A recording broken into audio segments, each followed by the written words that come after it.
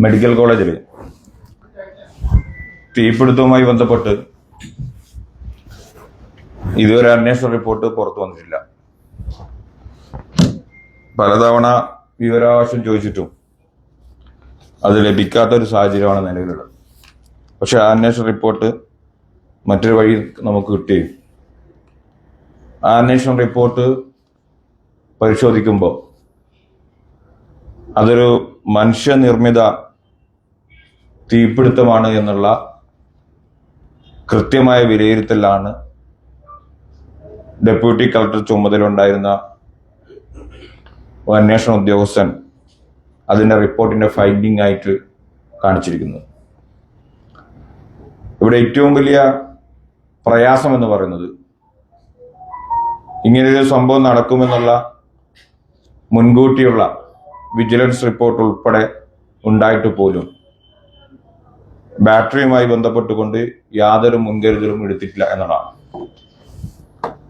കൂടാതെ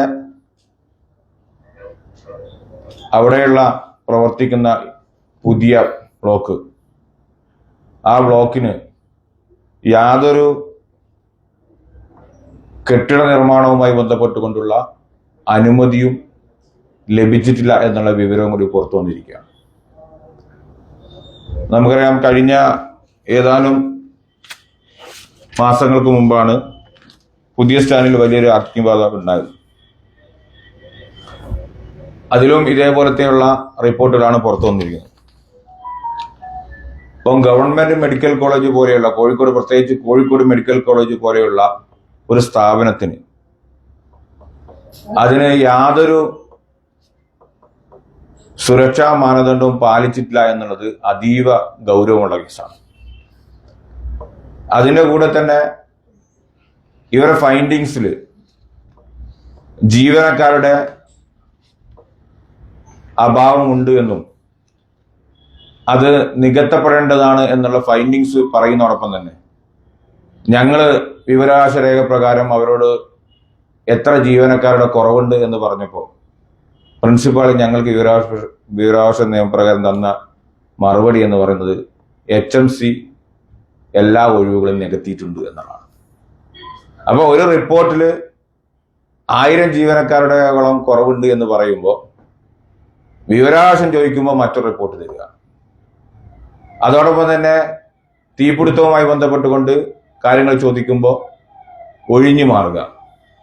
മരുന്ന് ക്ഷാമം ഉണ്ടായിരുന്നോ എന്ന് ചോദിക്കുമ്പോൾ അത് രോഗികളുടെ എണ്ണം കൂടുതലുള്ളത് കൊണ്ടാണ് മരുന്ന് ക്ഷാമമുണ്ട് എന്ന് രേഖാപ്രകാരം തരിക. ശസ്ത്രക്രിയകൾ മാറ്റിവെച്ചിട്ടുണ്ടോ എന്ന് ചോദിക്കുമ്പോൾ മാറ്റിവെച്ചിട്ടില്ല എന്നുള്ളതാണ് വിവരങ്ങൾ തരുന്നത്. അപ്പോൾ ആ തരത്തിൽ പ്രിൻസിപ്പാളും ഹോസ്പിറ്റൽ മാനേജ്മെന്റും ഒരു ഭാഗവും അന്വേഷണ ഉദ്യോഗസ്ഥന്മാർ മറ്റൊരു ഭാഗവും പറയുന്ന കൃത്യമായ തെളിവോട് കൂടിയാണ് ഇന്ന് വാർത്താസമ്മേളനം വിളിച്ചത്. നിങ്ങളെ എല്ലാവർക്കും അത് PDF ആയിട്ട് തന്നെ നിങ്ങളുടെ വാട്സപ്പിലേക്ക് അത് വരികയും ചെയ്യും. അപ്പോൾ ഈ തീപിടുത്തവുമായി ബന്ധപ്പെട്ടുകൊണ്ട് നമ്മൾ തിരിച്ചു വരികയാണെങ്കിൽ ബാറ്ററിക്ക്, അതിലൊരു ബാറ്ററി കാലാവധി കഴിഞ്ഞതാണെന്നും ആ കാലാവധി കഴിഞ്ഞത് കൊണ്ട് തന്നെ അത് വീണ്ടും റീചാർജ് ചെയ്ത് വെക്കുകയാണ്. ഇത് ഹോസ്പിറ്റലാണ് വെക്കുന്നത് നമ്മൾ മനസ്സിലാക്കണം. അതോടൊപ്പം തന്നെ അതിന്റെ പുക അത് പുറത്തു പോകാനും അതേപോലെ തന്നെ രോഗികളെ ബാധിക്കാത്ത തരത്തിലുള്ള ഒരു സുരക്ഷാ മാനദണ്ഡവും ഹോസ്പിറ്റലിൽ നിലവിലില്ല എന്ന് റിപ്പോർട്ട് കൃത്യമായി പറയുന്നുണ്ട്. ആ സമയത്താണ് 5ഓളം ആളുകൾ അവിടെ മരണപ്പെട്ടിട്ടുണ്ടെന്നുള്ള പരാതി വരുന്നത്. അതിൽ തന്നെ പല ഈ ബന്ധുക്കളും പറഞ്ഞിട്ടുണ്ട്, ഞങ്ങളെ ജീവൻ ഉണ്ടായിരുന്നു, ഈ അപകടം നടന്ന സമയത്താണ് ഈ ഒരു ബുദ്ധിമുട്ട് അനുഭവിച്ചത് എന്ന് പറഞ്ഞപ്പോൾ മെഡിക്കൽ കോളേജ് അധികാരികൾ അത് തമസ്കരിക്കുകയാണ് ചെയ്തത്. പക്ഷേ ഈ റിപ്പോർട്ട് പ്രകാരം നോക്കുമ്പോൾ അതിലൊക്കെ കഴമ്പുണ്ട് എന്നുള്ളതാണ്. അതിന്റെ കൂടെ തന്നെ സുരക്ഷാ ജീവനക്കാരുടെ സാന്നിധ്യം ഉണ്ടായിരുന്നോ എന്ന് ചോദിക്കുമ്പോൾ അതിന് ഉത്തരം തന്നിരിക്കുന്നത് ഒരു നിലയിൽ ഉണ്ടായിരുന്നു, 6ാമത്തെ നിലയിൽ ഉണ്ടായിട്ടില്ല എന്നുള്ളതാണ്. ആർക്കെതിരെ നടപടി സ്വീകരിച്ചിട്ടുണ്ടോ എന്ന് ചോദിക്കുമ്പോൾ അന്വേഷിച്ചുകൊണ്ടിരിക്കുകയാണ്. ആ അന്വേഷണത്തിന്റെ റിപ്പോർട്ടിന്റെ കാര്യമാണ് ഞാനിപ്പോൾ പറഞ്ഞത്. ഈ സമയം വരെ ഈ തീപിടുത്തവുമായി ബന്ധപ്പെട്ട് ഉത്തരവാദിത്തപ്പെട്ട ഒരാളെയും ഏതെങ്കിലും തരത്തിൽ അച്ചടക്ക നടപടി സ്വീകരിച്ചതായി നമ്മൾ കാണുന്നില്ല. അപ്പോൾ ഇതിൽ പ്രിൻസിപ്പളുടെ ഓഫീസും സൂപ്രണ്ട് ഓഫീസും കൂട്ടുപ്രതിയായിട്ടുള്ള ഒരു തീപിടുത്തമാണ് അവിടെ നടന്നത്. നമുക്കറിയാം, കേരളത്തിലെ ആരോഗ്യമന്ത്രിയുടെ സാന്നിധ്യത്തിൽ അവിടെ യോഗം ചേർന്നാണ് ഇത് അന്വേഷിക്കാൻ തീരുമാനിക്കുകയും പിന്നീട് അവിടെ വീണ്ടും ഈ മെഡിക്കൽ കോളേജിൽ വീണ്ടും അത്യാഹിത വിഭാഗം തുറക്കാൻ തീരുമാനിക്കുകയും ചെയ്തു. ഞങ്ങളുടെ ചോദ്യം, ഈ പറയുന്ന ബിൽഡിങ്ങിന്റെ അപാകത പരിഹരിച്ചിട്ടാണോ ഇത് തുറന്നത് എന്നുള്ളതാണ്. ഫയർ ആൻഡ് സേഫ്റ്റി ഏത് സാഹചര്യത്തിലാണ് ഇവർക്ക് ക്ലിയറൻസ് കൊടുത്തത്?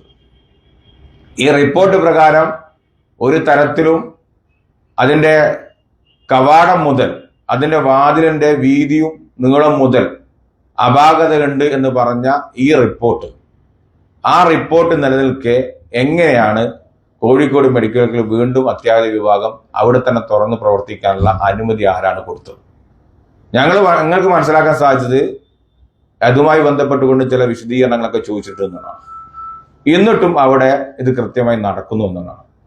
അപ്പൊ മെഡിക്കൽ കോളേജ് എന്ന് പറയുന്ന സംവിധാനത്തെ തകർക്കുക എന്നുള്ള കൃത്യമായിട്ടുള്ള ഗൂഢാലോചനയുടെ ഭാഗമായിട്ടാണ് ഇവിടെ നടക്കുന്ന പല പ്രയാസങ്ങളും. ഹോസ്പിറ്റൽ മാനേജ്മെന്റ് കമ്മിറ്റിയിൽ കോടിക്കണക്കിന് രൂപ ഉണ്ടായിരുന്ന ഡെപ്പോസിറ്റ് ഉണ്ടായിരുന്ന സ്ഥലത്ത് ഇന്ന് നിലവിൽ അത് 0 ബാലൻസ് ആയി കിടക്കുന്ന മൈനസിലേക്ക് പോകുന്ന അവസ്ഥയാണ്. അതേപോലെ തന്നെ ജീവനക്കാരുടെ 1967 സ്റ്റാഫ് പാറ്റേണാണ് പോകുന്നത്. പക്ഷെ വിവരാവകാശം ചോദിക്കുമ്പോൾ പറയുന്നത് ഇവിടെ ഒരു ഒഴിവിന്റെയും പ്രശ്നമില്ല, എല്ലാം HMC ചെയ്യുന്നുണ്ട് എന്നാണ് പറയുന്നത്. അപ്പോൾ ഏത് റിപ്പോർട്ടാണ് നമ്മൾ ഈ വിഷയവുമായി ബന്ധപ്പെട്ട് വിശ്വസിക്കേണ്ടത് എന്നുള്ളതാണ് യൂത്ത് കോൺഗ്രസിന് ചോദിക്കാനുള്ളത്. അപ്പോൾ നിലവിൽ ഒരു സംവിധാനത്തിനും ഫയർ ആൻഡ് സേഫ്റ്റി ആയാലും ഇലക്ട്രിക്കൽ വിഭാഗമായാലും എല്ലാ വിഭാഗം കൊടുത്തിരിക്കുന്ന റിപ്പോർട്ട് നെഗറ്റീവ് റിപ്പോർട്ടാണ്. അതിന്റെ അവസാനത്തെ ഫൈൻഡിങ്സും അങ്ങനെയുള്ളതാണ്. വെന്റിലേഷൻ ക്ലിയർ അല്ല, അതേപോലെ തന്നെ ഈ ഇതുമായി ബന്ധപ്പെട്ടുകൊണ്ടുള്ള ഒരു സംവിധാനവും ക്ലിയർ അല്ല എന്നുള്ളത് കൃത്യമായി പറഞ്ഞുകൊണ്ടാണ് ഈ റിപ്പോർട്ട് ഫൈൻഡിങ്സ് കംപ്ലീറ്റ് ചെയ്യുന്നത്. അപ്പൊ ആ തരത്തിലേക്ക് പോകുമ്പോൾ കോഴിക്കോട് മെഡിക്കൽ കോളേജുമായി ബന്ധപ്പെട്ടുകൊണ്ട് കൃത്യമായിട്ടുള്ള നടപടികൾ സ്വീകരിക്കണം. അതോടൊപ്പം തന്നെ ഈ അപാകതകൾ അത് പരിഹരിക്കാൻ ഒരു മോണിറ്ററിംഗ് സംവിധാനത്തോടു കൂടി ഒരു സ്പെഷ്യൽ ടീമിനെ വെച്ച് അത് പരിഹരിക്കണം എന്നാണ് ഞങ്ങൾക്ക് ഈ ഇതുമായി ബന്ധപ്പെട്ടുകൊണ്ട് പറയാനുള്ളത്. അതേപോലെ തന്നെ അവിടെ പ്രവർത്തിച്ചുകൊണ്ടിരിക്കുന്ന ലിഫ്റ്റ്, ആ ലിഫ്റ്റിന് ഇൻഷുറൻസ് ഇല്ല. ആ ഇൻഷുറൻസിന്റെ കാലാവധിയൊക്കെ കഴിഞ്ഞിട്ടുണ്ട്. അതും ഈ ഫൈൻഡിങ്സ് പറയുന്നുണ്ട്. അപ്പോ എന്തൊക്കെ അവിടെ പ്രവർത്തിക്കുന്നുണ്ടോ അതിനൊന്നും യാതൊരു ആളുകൾക്ക് എന്താ പറയാ, സ്വാഭാവികമായിട്ടും ഒരു ഹോസ്പിറ്റലിൽ പോകുമ്പോൾ അതീവ സുരക്ഷ മേഖലയാണ്. ആ പ്രദേശത്ത് പോകുമ്പോൾ ഒരു സേഫ്റ്റിയും ഇല്ല എന്നുള്ളതാണ് ഇത് തെളിയിക്കുന്നത്. അപ്പോൾ ആ തരത്തിലേക്ക് പോകുമ്പോൾ ഞങ്ങൾക്ക് കേരളത്തിലെ ആരോഗ്യമന്ത്രിയോട് പറയാനുള്ളത്, ഈ ആന പിഞ്ഞാണക്കടയിലേക്ക് കയറി കഴിഞ്ഞാൽ എന്തായിരിക്കും ഒരു കടയുടെ അവസ്ഥ, ആ അവസ്ഥയിലേക്ക് കോഴിക്കോട് മെഡിക്കൽ കോളേജിനെ അദ്ദേഹത്തിന്റെ കീഴിലുള്ള ഈ ആരോഗ്യ വകുപ്പ് കൊണ്ട് എത്തിച്ചിട്ടുണ്ട് എന്നുള്ളതാണ് ഇതിന് കൃത്യമായി മനസ്സിലാക്കുന്നത്. അങ്ങനെ തകർത്ത് കളഞ്ഞിരിക്കുകയാണ്. അപ്പൊ ഇതിനെക്കുറിച്ച് കൃത്യമായിട്ടുള്ള വിവരങ്ങൾ ജനങ്ങൾക്ക് ലഭ്യമാക്കണം. ഇത് അന്വേഷിച്ച് ഓൾറെഡി അന്വേഷിച്ചിട്ടുണ്ട്. അതിൽ വീഴ്ച വരുത്തിയ ഉദ്യോഗസ്ഥന്മാർക്കെതിരെ ശക്തമായ നടപടി സ്വീകരിക്കണം.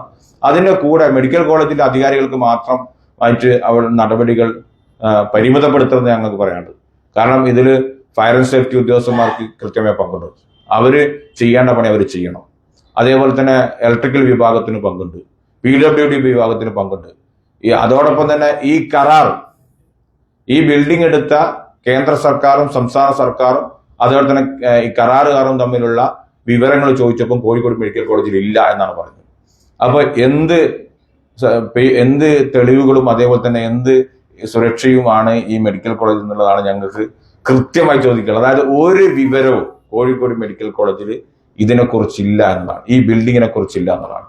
പക്ഷെ അതോടൊപ്പം തന്നെ ഈ ബിൽഡിംഗ് സുരക്ഷാ മാനദണ്ഡങ്ങൾ പാലിക്കാതെയാണ് നിർമ്മിച്ചിരിക്കുന്നത് എന്നും കൃത്യമായി ഫൈൻഡിങ്സ് പറയുന്നുണ്ട്. അപ്പോ ഈ വിഷയത്തിൽ എന്താണ് കേരളത്തിലെ ആരോഗ്യമന്ത്രിക്ക് പറയാനുള്ളത്?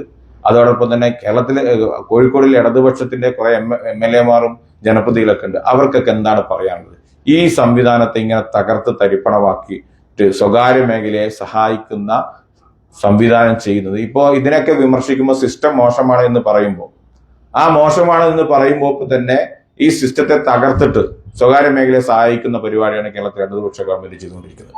നമുക്കറിയാം, ആയുഷ് ഡോക്ടറുമായി ബന്ധപ്പെട്ടുകൊണ്ട് അദ്ദേഹത്തിനെതിരെ കേട്ടുകേൾവിയില്ലാത്ത രീതിയിലുള്ള നടപടി സ്വീകരിച്ചപ്പോൾ നമ്മളെ കന്തം വിട്ടിട്ടുണ്ട്. പക്ഷെ അതിന്റെ റിസൾട്ട് കിട്ടിയത് ഗവൺമെന്റിന് കിട്ടിയത് കോഴിക്കോട് മെഡിക്കൽ കോളേജാണ്. കാരണം പ്രിൻസിപ്പൽ ഉൾപ്പെടെ സൂപ്രണ്ട് ഉൾപ്പെടെയുള്ളവർ ഗവൺമെന്റിന് വെള്ളപൂശാൻ പറ്റുന്ന റിപ്പോർട്ടും ഇതിൽ എഴുതി വെച്ചിട്ടുണ്ട്. പക്ഷേ IAS ഉദ്യോഗസ്ഥന്മാരെ ഭീഷണിപ്പെടുത്താൻ പറ്റാത്തത് കൊണ്ട് അവർ കൃത്യമായി റിപ്പോർട്ട് എഴുതി വെച്ചിട്ടുണ്ട്, എതിരായിട്ടുള്ള റിപ്പോർട്ടും എഴുതി വെച്ചിട്ടുണ്ട്. അപ്പൊ ആ തരത്തിൽ ജീവനക്കാരെ ഭീഷണിപ്പെടുത്തിക്കൊണ്ടും അതോടൊപ്പം തന്നെ ജീവനക്കാരെ തങ്ങളുടെ വരുതിക്ക് വെച്ചുകൊണ്ടും പാവകളാക്കി മാറ്റിക്കൊണ്ട് ഒരു സംവിധാനം പ്രവർത്തിച്ചുകൊണ്ടിരിക്കുകയാണ്. സിസ്റ്റം തകർന്നിട്ട് തന്നെയാണ് കിടക്കുന്നത്. ആ സിസ്റ്റത്തെ നേർവഴിയിലേക്ക് നയിക്കാനുള്ള ഒരു നടപടിയും കേരളത്തിലെ ആരോഗ്യ വകുപ്പ് ചെയ്യുന്നില്ല എന്നുള്ളതിന്റെ നേർസാക്ഷ്യമാണ് ഇന്ന് ഞങ്ങൾ ഇവിടുന്ന് പുറത്തുവിടുന്ന മുഴുവൻ രേഖകളും. ഇത് ഒരു ആരോപണമോ അല്ലെങ്കിൽ ആ തരത്തിലുള്ള ഒരു രാഷ്ട്രീയമായിട്ടുള്ള ഒരു ആക്രമണമല്ല. ഇത് തെളിവുകളുടെ അടിസ്ഥാനത്തിലാണ് ഇന്ന് വാർത്താസമ്മേളനം വിളിച്ചത്. ആ തെളിവുകൾ മുഴുവൻ പത്രപ്രവർത്തകന്മാർക്ക് നൽകാൻ ഞങ്ങൾ തയ്യാറാണ്. അതാണ് അതുമായി ബന്ധപ്പെട്ടുകൊണ്ട് സൂചിപ്പിക്കുന്നത്.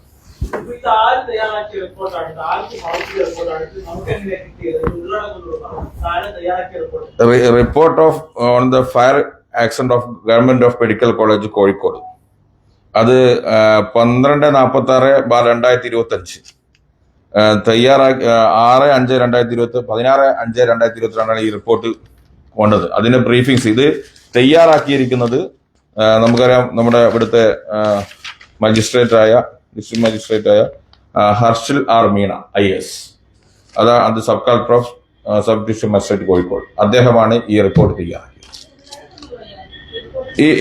ഇതിന്റെ ഉള്ളടക്കമാണ് ഞാൻ നേരത്തെ സൂചിപ്പിച്ചത്. ഈ ബാറ്ററിയുടെ വിഷയവുമായി ബന്ധപ്പെട്ടുകൊണ്ട്, കെട്ടിട നിർമ്മാണവുമായി ബന്ധപ്പെട്ടുകൊണ്ട്, ഫയർ ആൻഡ് സേഫ്റ്റി ആയിട്ട് ബന്ധപ്പെട്ടുകൊണ്ട് കൃത്യമായിട്ട് അതിലെ വീഴ്ചകൾ ഓരോന്നോരോന്നായി ചൂണ്ടിക്കാണിച്ച് കെട്ടിടത്തില് അതിന്റെ അപാകതകൾ, അതിലവിടെ ഒരു അപകടം സംഭവിച്ചു കഴിഞ്ഞാൽ ഉണ്ടാകുന്ന പ്രയാസങ്ങൾ, അതിനൊക്കെ കുറിച്ച് കൃത്യമായി പറഞ്ഞിട്ടുണ്ട്. ബാറ്ററിയുമായി ബന്ധപ്പെട്ടുകൊണ്ട് ഗുരുതരമായിട്ടുള്ള കാര്യങ്ങളാണ് പറയുന്നത്. ഇത് ചൂണ്ടിക്കാണിച്ചിട്ടും യാതൊരു നടപടി സ്വീകരിച്ചില്ല എന്ന് മാത്രമല്ല, ആ ബാറ്ററി വീക്കായ ബാറ്ററി തന്നെയാണ് ചൂട് പിടിച്ച് പൊട്ടിത്തെറിച്ചത് എന്ന് കൃത്യമായി റിപ്പോർട്ടിൽ പറയുന്നുണ്ട്.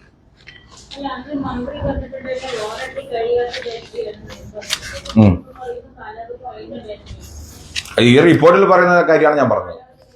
യെസ്. അപ്പോ അതില് കൃത്യമായിട്ട് അവർ പറയുന്നുണ്ട്. അതില് പിന്നെ ബാറ്ററിയുമായി ബന്ധപ്പെട്ട് കറക്റ്റ് അതിന്റെ വിവരങ്ങൾ ഇതിൽ പറഞ്ഞിട്ടുണ്ട്. സർക്കാരിന് സമർപ്പിച്ച റിപ്പോർട്ടാണ്. എന്നാ സമർപ്പിച്ച് നമുക്ക് പറയാൻ പറ്റില്ല, പക്ഷെ അത് ഇതിലില്ല. അതായത് അന്വേഷണ കമ്മീഷൻ അവര് വെച്ചിരുന്നല്ലോ, ഒരു 5 അംഗ കമ്മീഷൻ വെച്ചിരുന്നല്ലോ. അതില് 1, 2, 3, 4, 5, 6, 7, 8, 9, 10 ഉദ്യോഗസ്ഥന്മാരാണ് ഇതിൽ റിപ്പോർട്ട് കൊടുത്തിരിക്കുന്നത്. ആ റിപ്പോർട്ട് വരുന്ന ഡിസ്ട്രിക്ട് ടൗൺ പ്ലാനർ കൊടുത്തിട്ടുണ്ട്, report of executive engineer PW കൊടുത്തിട്ടുണ്ട്, report of executive engineer PW civil കൊടുത്തിട്ടുണ്ട്, report of executive engineer PW electrical വിഭാഗം കൊടുത്തിട്ടുണ്ട്, report of deputy chief electrical inspector Kozhikode കൊടുത്തിട്ടുണ്ട്, report of district fire officer Kozhikode കൊടുത്തിട്ടുണ്ട്, report of district analysis DDMA കൊടുത്തിട്ടുണ്ട്, report and documents of government medical college അവരതും കൊടുത്തിട്ടുണ്ട്, CCTV visuals for site DVD അതും കൊടുത്തിട്ടുണ്ട്. Yes. ഉപകരാറിനെ പറഞ്ഞു അവർ പറയുന്നതാണ് പ്രശ്നം.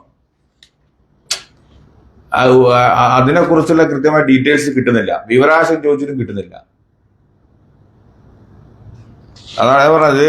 കംപ്ലീറ്റ്ലി നമ്മളെ സംബന്ധിച്ചിടത്തോളം ഇത് ചിലതൊക്കെ അത് മാത്രമല്ല, ഇതില് PMSSY പ്രകാരമുള്ള ഈ ബിൽഡിങ് KMVR എന്ന് പറയുന്ന പിന്നെ റൂൾസ് പ്രകാരമാണ്. അതിന്റെ ഡീറ്റെയിൽസ് ഒന്നും മെഡിക്കൽ കോളേജിൽ ഇല്ല. ഒന്നിന്റെ ഡീറ്റെയിൽസ് മെഡിക്കൽ കോളേജില്ല. അത് ഈ റിപ്പോർട്ടിലുള്ളത്. ഞാൻ കൊടുത്ത വിവരാശത്തിൽ അവർ പറയുന്നത് ഇതിന്റെ ഒന്നും വിവരം ഇവിടെ ഇല്ല എന്നുള്ളതാണ്. കരാർ എന്താണ്, അതിന്റെ കണ്ടീഷൻ എന്താണെന്നൊന്നും പറയുന്നില്ല.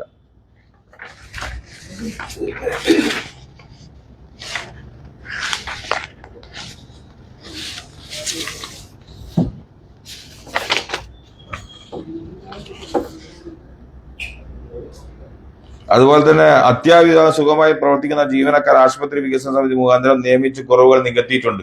പക്ഷെ ഈ റിപ്പോർട്ട് പ്രകാരം അവിടെ ജീവനക്കാരുടെ കുറവുണ്ട് എന്നാണ് പറയുന്നത്. പക്ഷെ വിവരാശം ചോദിക്കുമ്പോൾ ജീവനക്കാരെ നിയമിച്ചിട്ടുണ്ടെന്നാണ് പറയുന്നത്. അതുകൊണ്ട് റിപ്പോർട്ടുണ്ട്. അത് ഫയർ ആൻഡ് സേഫ്റ്റിയിൽ കൃത്യമായിട്ടുള്ള മാനദണ്ഡങ്ങളില്ല എന്നും അത് പാലിക്കപ്പെടേണ്ടതാണ്. പക്ഷെ അത് ഫൈൻഡിങ്സിലാണ് അത് വരുന്നത്.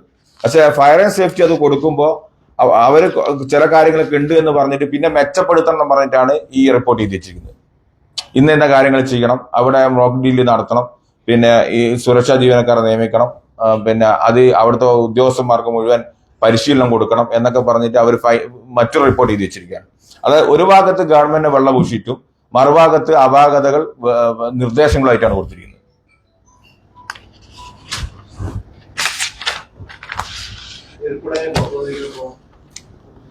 ഈ റിപ്പോർട്ട് പുറത്തു വന്നിട്ട് നമുക്ക് കിട്ടാവുന്ന സോഴ്സ് എടുത്ത് കിട്ടാണ്. അത് ഈ റിപ്പോർട്ട് എന്തായാലും മന്ത്രിയുടെ ഓഫീസ് വായിച്ചിട്ട് നോക്കിയിരുന്നു വെച്ചാൽ ഇല്ല എന്ന് തന്നെ പറഞ്ഞു. ചില അതിൽ നടപടി എടുക്കാൻ മാത്രം റിപ്പോർട്ട് കൃത്യമായി എഴുതി വെച്ചിട്ടുണ്ട് എന്നാണ്. ജീവനക്കാരുടെ ഷോർട്ടേജ് ഈ PMSY പിന്നെ അവിടെ 1000 ജീവനക്കാർ കൃത്യമായിട്ട് അതായത് അവർ പറയുന്ന പ്രകാരമാണ് പ്രവർത്തിക്കുന്നുണ്ടെങ്കിൽ ഇത്രയും ആളുകൾ അവിടെ വേണം. പക്ഷെ 100 പേരെ വെച്ചിട്ടാണ് ഇപ്പോൾ ഓടിച്ചുകൊണ്ടിരിക്കുന്നത്.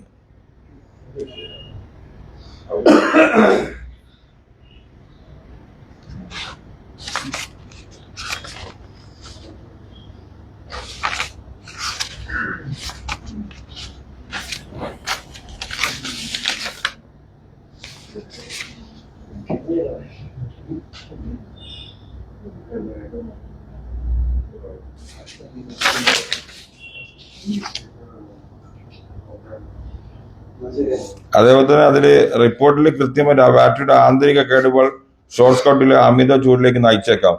കഴിഞ്ഞ AMCയിൽ ഒരു ബാറ്ററി ദുർബലമാണെന്ന് റിപ്പോർട്ട് ചെയ്യപ്പെട്ടു, അത് മാറ്റി സ്ഥാപിച്ചിട്ടില്ല എന്ന് കൃത്യമായിട്ട് പറയുന്നു.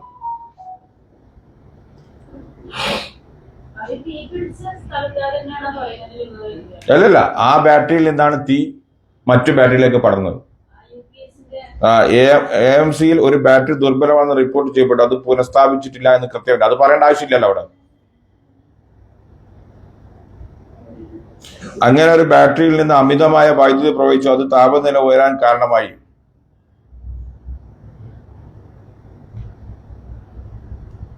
അതോടൊപ്പം തന്നെ പിന്നെ ഈ പറയുന്ന റൂമിന്റെ താപനിലയുമായി ബന്ധപ്പെട്ടുകൊണ്ട് കൃത്യമായ റിപ്പോർട്ട് പറയുന്നത് അന്ന് തന്നെ താപനില ഉയർന്നിട്ടാണുള്ളതെന്നും അത് താഴ്ന്ന നിലയിലേക്ക് കൊണ്ടുവരണം എന്നൊക്കെ കൃത്യമായി പറഞ്ഞു. പക്ഷെ അതൊന്നും അവിടെ നടന്നിട്ടില്ല. താപനില പരിധി 5 ഡിഗ്രി സെൽഷ്യസ് മുതൽ 30 ഡിഗ്രി സെൽഷ്യസ് വരെയാണ്. അവസാനത്തെ പ്രതി ഒറ്റകളും ചാർട്ട് ചെയ്തപ്പോൾ 23 ഡിഗ്രി വരെ കൊടുത്തിട്ടുണ്ട് എന്നുള്ളത് കൃത്യമായി അതിൽ പറയുന്നുണ്ട്. ഈ അളവ് സംബന്ധിച്ച് 5 മാസം മുമ്പാണ് എടുത്തത്. തീപിടുത്തമുണ്ടായ സമയത്ത് മുറിയിലെ താപനിലയെക്കുറിച്ച് ഒരു ഡാറ്റയും ലഭ്യമല്ല. അതിനാൽ ഉയർന്ന താപനില സംഭവത്തിന് കാരണമാകാൻ സാധ്യത തള്ളിക്കളയാനാവില്ല. അതൊക്കെ കൃത്യം, അതായത് അവർ ഈ പറയുന്ന റിപ്പോർട്ടിൽ അവര് അന്വേഷിച്ചിട്ട് അവർക്ക് ചെയ്യാൻ പറ്റുന്ന രീതിയിലുള്ള മുഴുവൻ അപാകതകളും കൃത്യമായിട്ട് ഇതിൽ പറഞ്ഞിട്ടുണ്ട്. അവരൊന്നും മറച്ചു വെച്ചിട്ടില്ല. അതാണ് ഞാൻ പറഞ്ഞത്, ഈ സർക്കാർ ജീവനക്കാർ മറച്ചു വെക്കുമെങ്കിലും IAS കാരൻ കൊടുത്ത റിപ്പോർട്ടിൽ കൃത്യമായിട്ട് കാര്യങ്ങൾ പറഞ്ഞിട്ടുണ്ട്. സബ്മിറ്റ് ഡേറ്റ് നമുക്ക് കിട്ടിയിട്ടില്ല, പക്ഷെ ഗവൺമെന്റ് സബ്മിറ്റ് ചെയ്തിട്ടുണ്ട്. പക്ഷെ നമുക്ക് റിപ്പോർട്ട് കംപ്ലീറ്റ് നമുക്ക് കിട്ടിയിട്ടുണ്ട്. ഇത്രയും പേജുള്ള റിപ്പോർട്ടാണ് ഇതുള്ള, ആ റിപ്പോർട്ട് കംപ്ലീറ്റ് കിട്ടിയില്ല.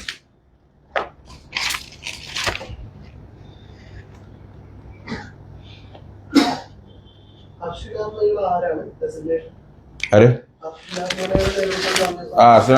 പിന്നെ നമ്മുടെ സബ് കളക്ടർ, കോഴിക്കോട് സബ് കളക്ടറല്ലോ.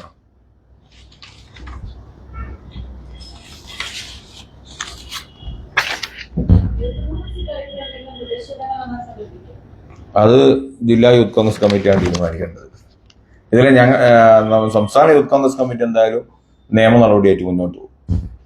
സമരത്തിനപ്പുറത്തേക്ക് ഇത് റിസൾട്ട് ഉണ്ടാക്കുക എന്നുള്ളതാണ്. ഇത് സമരം ചെയ്തു കഴിഞ്ഞാൽ ഒരു പ്രതിപക്ഷ ബഹുമാനത്തോടു കൂടി തീരുമാനമെടുക്കുന്ന ഒരു ഗവൺമെന്റിനെതിരെ സമരം ചെയ്താൽ അതിന്റെ ജനങ്ങളെ അറിയിക്കാൻ സമരമാണ്.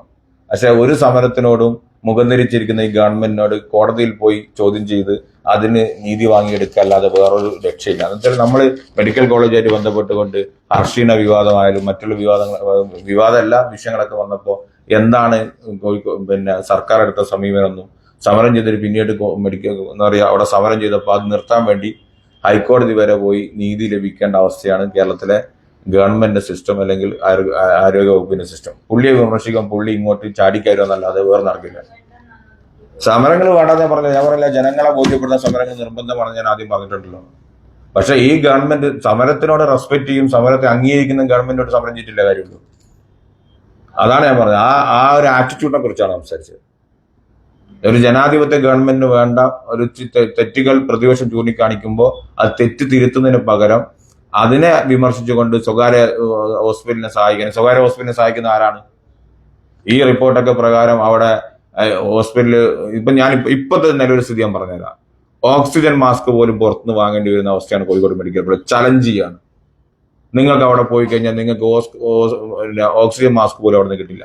അതേപോലെ തന്നെ ഈ പറയുന്ന ആവി പിടിക്കുന്നതുമായി ബന്ധപ്പെട്ടുകൊണ്ട് നൊബിലൈസേഷന് അതിന്റെ മിഷൻ അടക്കം പുറത്തുനിന്ന് വാങ്ങേണ്ട അവസ്ഥയാണ്. എല്ലാ മെഡിസിനും പുറത്തേക്ക് എഴുതിക്കൊണ്ടിരിക്കുക. എന്നിട്ട് ആരോഗ്യവകുപ്പ് മന്ത്രിയോട് ചോദിക്കുമ്പോൾ ആരോഗ്യമന്ത്രി പറയുന്നത് ഇതിനെ തകർക്കാൻ വേണ്ടിയിട്ടാണ് ശ്രമിക്കുന്നത്. പുള്ളി പറഞ്ഞ കാത്ത് ലാബിനൊക്കെ തുടങ്ങി. കാത്ത് ലാബൊക്കെ തുടങ്ങിക്കിടാനും നമുക്ക് പ്രയാസമൊന്നുമില്ല. പക്ഷെ കാത്ത് ലാബ് തുടങ്ങുമ്പോൾ അവിടെ സാധാരണക്കാരായ വരുന്ന രോഗികൾക്ക് മര്യാദക്ക് മരുന്നും സംവിധാനം കൊടുക്കണ്ടേ? എന്നിട്ടല്ലേ പിന്നെ അതിന് മറ്റുള്ള അത്യാധുനിക സജ്ജീകരണത്തിനെ കുറിച്ച് സംസാരിക്കുന്നത്. ഈ ഏറ്റവും കൂടുതൽ ഹൃദയവുമായി ബന്ധപ്പെട്ടുകൊണ്ട് സ്റ്റണ്ടിന്റെ എണ്ണം എത്ര കോഴിക്കോട് മെഡിക്കൽ കോളേജിൽ സ്റ്റോക്ക് ഉണ്ട് എന്ന് നിങ്ങൾ അന്വേഷിച്ച് നിങ്ങൾക്ക് അതിന്റെ റിപ്പോർട്ട് കിട്ടും. പക്ഷെ ചോദിക്കുമ്പോൾ പറയും ഇവിടെ രോഗികളുടെ എണ്ണം കൂടുതലാണ്, രോഗികളുടെ എണ്ണം കൂടുതലായതുകൊണ്ടാണ് മരുന്ന് കിട്ടാത്തത്, ഇത് ഈ ഉപകരണങ്ങളൊന്നും ഇല്ലാത്തെന്ന് പറയും. അതാണ് നിലവിലത്തെ അവസ്ഥ.